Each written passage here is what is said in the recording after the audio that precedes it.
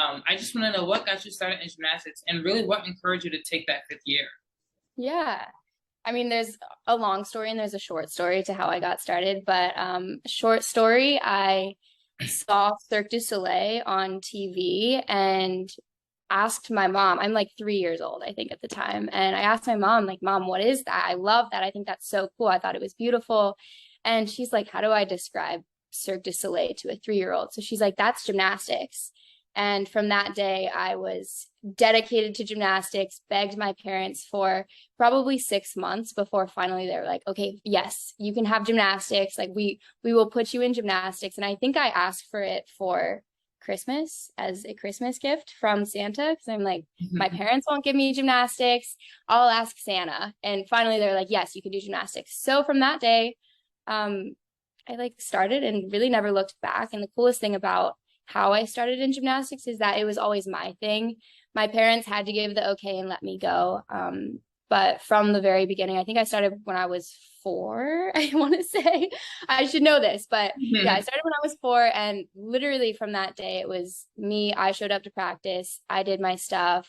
They picked me up. They're like, how was practice? I said, good. And they're like, okay, that's all we need, because it was my thing and it always has been. And I think that played into why I wanted to take a fifth year. I truly love gymnastics and it has given me so many opportunities and it has brought amazing things into my life. So with the option to have a fifth year, it kind of didn't feel like an option to me, because I do love it so much. And I was just really grateful for another opportunity to possibly stay with my teammates, people who are family at that point, and get to continue to strive to be better mentally, physically, emotionally, and grow as a person. And I was really grateful for the opportunity. So really couldn't not take it.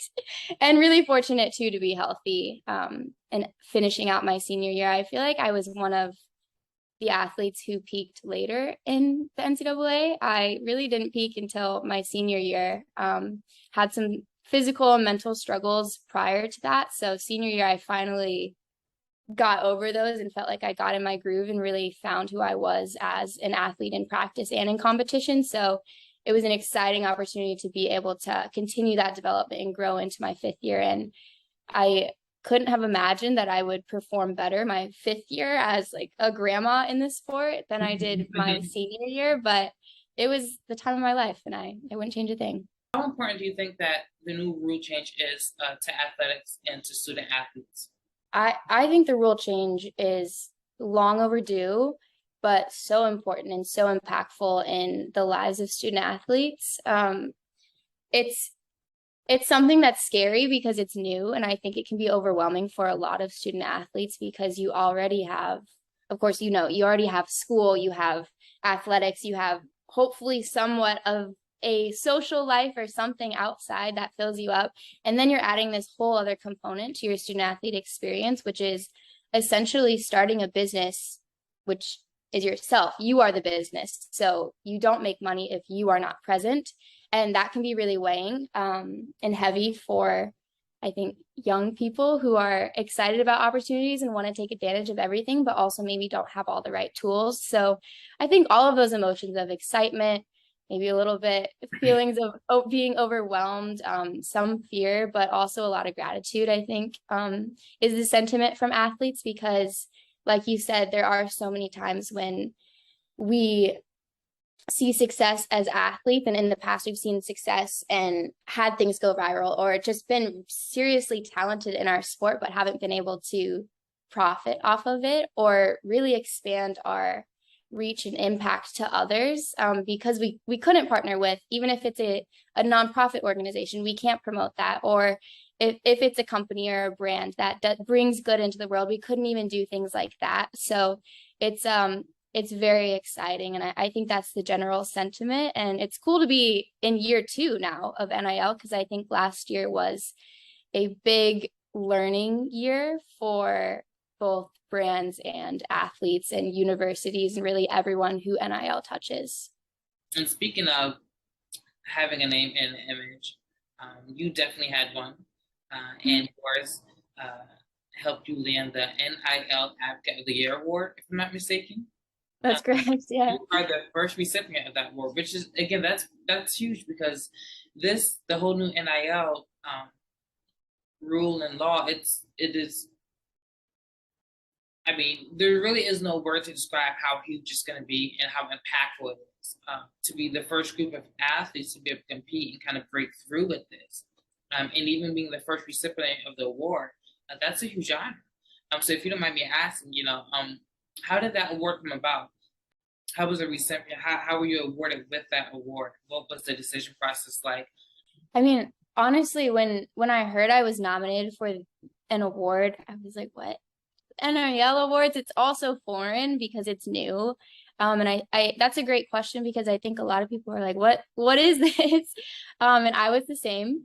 But to my understanding, there was a board that essentially compiled, as far as I know, compiled a list of student athletes making moves in the NIL space, with people from, I believe, nonprofit organizations were on the board, big companies like Mercedes, influencer, companies that were really taking advantage of the NIL space had, and I think also law firms are on it, but they made a board and compiled impact financial, like donation amount and image and name and all of these different things, and tried to, I guess, come up with one. But the crazy thing is, when I was at the actual award show, they listed these other student athletes from all over the country, different universities, and just the impact and financial donations that these people had made. And it was pretty insane to hear all the amazing things that student athletes have done. So to be quite honest, I have no idea how I won against them, but yeah, it was a huge honor, and I think the NIL awards are going to become bigger. Of course, when I found out about it, it's the first one, you have no idea what it is, but there are some pretty cool characters there, and it was awesome to be in the presence of brands who are supporting student athletes, as well as athletes who are truly supporting each other, but also making moves in their own personal lives to build their brand and take advantage of NIL. It was awesome. That's the clearest answer I can give on that, because I don't fully understand the process of the behind the curtain, but that's kind of what I was told. That's awesome. And then you have a nonprofit organization, Ten Bowls, if I'm not mistaken. Oh yes, Tiny Bows. Tiny Bowls, sorry, yes, Tiny Bowls. You're good. Kind of. So this past season, I started what is essentially a charitable contribution business. So there were sales and products involved, but I partnered with 10 different organizations that represented 10 different causes. And the product that was being sold were ribbons. It's funny, I was actually cutting some today to take to an activation we're doing actually in New York this weekend. Oh, wow. But yeah, so 10 different causes, 10 different organizations. I partnered with them and sold products through my website, which was a whole new thing, building a website and starting a storefront.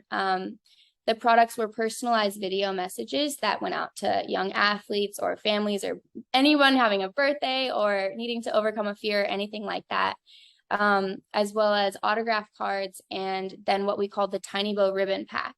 And essentially, if you purchased a Tiny Bow Ribbon Pack or any of the products, 20% of each purchase would go toward those causes, those 10 organizations that I had selected and partnered with. So it was kind of a unique take on a business, but also on an NIL, like nonprofit, impact-bearing project, which was, it was so awesome, and it was so incredible to see come to life, because at each regular season meet during the 2022 season, I was wearing ribbons that were distributed through Tiny Bow Ribbon Packs to members of the public. And my teammates joined in, opposing teams also joined in, and it became this cool visual moment where, for example, one of the causes was mental health. Every girl on the competition floor was wearing lime green ribbons in her hair, which when you walk out to a Florida Bama meet. I honestly forget who we were competing against. You don't expect them to have green ribbons in their hair. So it was enough to cause an audience to ask questions and wonder what all these athletes are doing something united for when they're competing against each other. So it grew into this really cool, inspiring, impactful, empowering, educational brand and moment every Friday night. And it was like the coolest thing I could have ever done with my 5th year. And truly it came from a heart position of wanting to give back, because like we said earlier, just sports have given me so much. Sports give all of us so much. So being gifted a fifth year to do the sport that I truly love, it felt like my job to do something that could give back to others. Last question that I have for you is, what, if any, what brands did you work with the NIL, or what brands reached out to you wanting to work with you? I think one of the coolest partnerships that I got to do was with Ozone Leos, which of course we're all still figuring out the NIL space, but I actually signed a contract with them last summer. And the biggest draw to work with Ozone was that they were on board for charitable contribution. So they supported me with Tiny Bow Project, and even produced a Leo that would have a donation component from every purchase. And then at the end of the season, I actually released my own leotard with them. So that was a really cool partnership. One of the biggest that I did this year, most long drawn out planning processes. But I've done also a lot of smaller ones. I'm working on a cool campaign with Pilot Pen right now. Not necessarily smaller, but a shorter time period. We're doing an anti-bullying campaign with a new product that they're launching, which is really cool to see. I also signed a contract with Bang Energy, not to necessarily promote the energy drink, but to promote a newly launched product that's more of a hydration product, so good for athletic performance and things like that.